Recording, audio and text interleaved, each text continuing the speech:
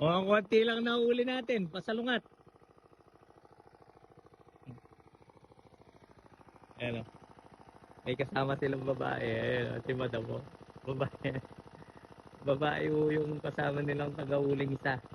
Sanay o talagang huli siya ng isda kasama itong mga boys. Mga bayaw niya naman yan.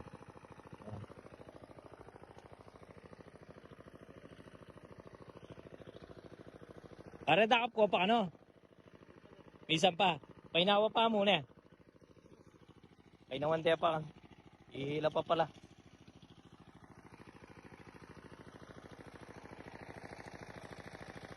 Marami-rami din pala, pre.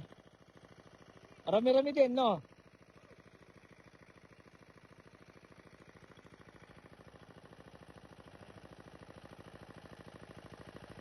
Importante. Pero nahuli sa salungat.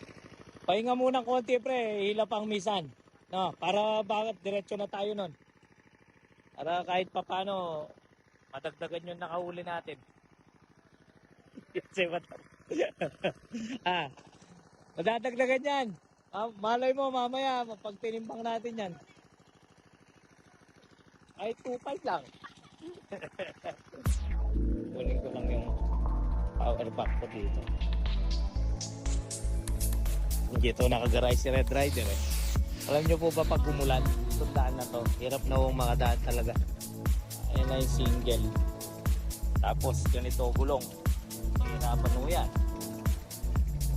Kagabi yung umulan pala ng malakas dito. Ang nangyari, nahirapan mo yung mga motor. Ay single na. Ngayon kasandi sila kagabi dito. Okay. Kakapi daw sila. Habang hindi pa nagmamadali yung mga ibang buyer natin. Ang motor lang yung buyer natin kasi hindi pwede yung mga sasakyan dito.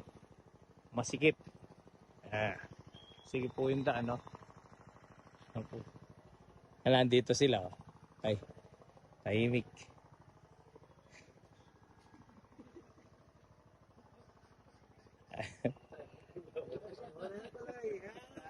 Oh.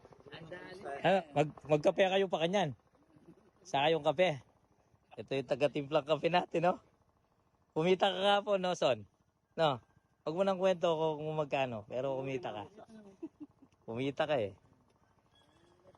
Ganun lang mo yun. Go, go, go.